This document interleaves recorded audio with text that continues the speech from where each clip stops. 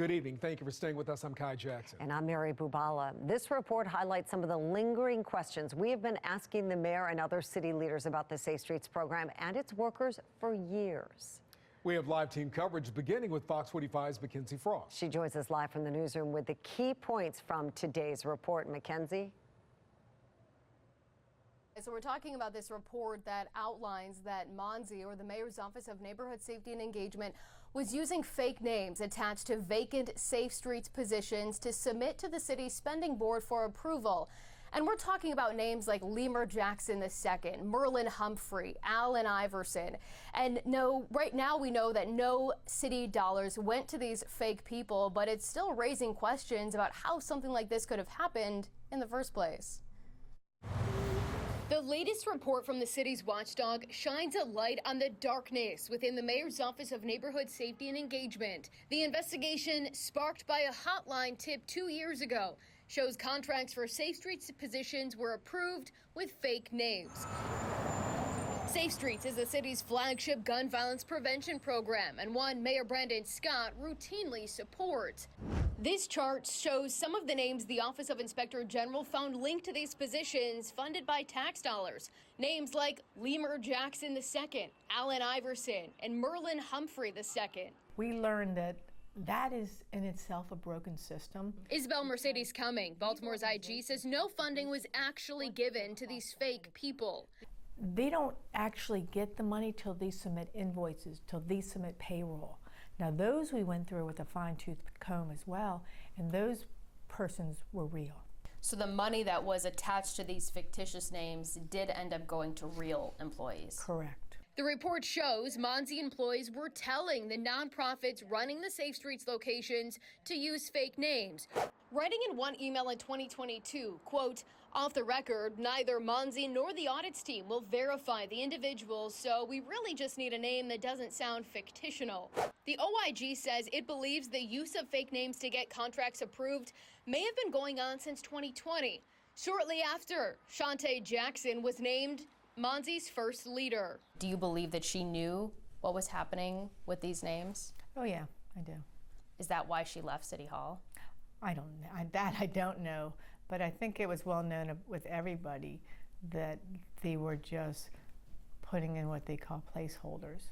So, and they wanted to move the money as quickly as possible. Jackson announced her resignation in May 2023. We tried to question her about why she was leaving, but she never gave us a clear answer. I know that you announced your resignation and you're planning to leave. Can you say where you plan to go? Let me stop right here. Okay. Never, ever will I prioritize any news about me over top of news about our young people. That's why I didn't ask during the press conference. So we can save that conference. question for a time when I'm ready to share it. Thank you. Good afternoon. We questioned Mayor Brandon Scott Tuesday about the concern for potential misuse of tax dollars. I want to be very clear that there is no evidence of financial mismanagement. We firmly maintain that the handle of these contracts, which was entirely unacceptable, and the issue has been addressed with the MONSE staff responsible directly, but we maintain that there was no financial mismanagement. Has anyone lost their job or been disciplined for that? Yes, someone was relieved of their duties from MONSE as a result. And is this why the city refuses to turn over the names of the Safe Streets workers? I think that this is apples and oranges, Mackenzie. That's a great try. Again, the employees that do the Safe Streets work, they are not employees of the city.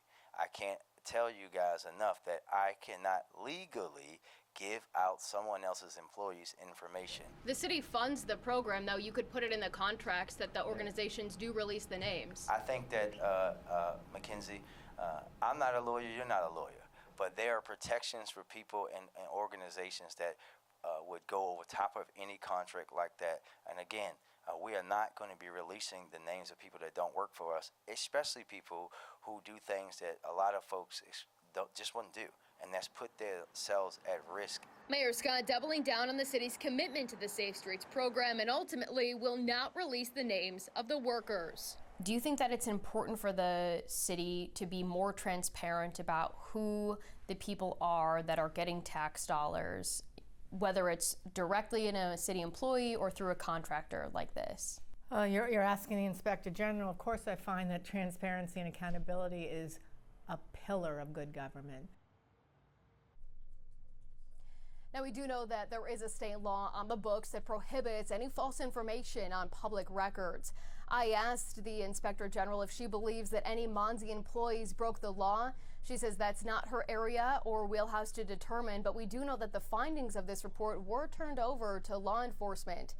I also reached out to Catholic Charities and LifeBridge Health, the two nonprofits operating the 10 different Safe Streets locations across the city, to ask them what they knew about this and if they too were concerned, and if they were, why did they go with this plan to use fake names for vacant Safe Streets positions?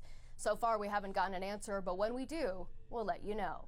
Live in the newsroom, Mackenzie Frost, Fox 45 News. I'm Kai Jackson. Thank you for watching. Here's another video to watch. Also, please take a moment to subscribe to our channel.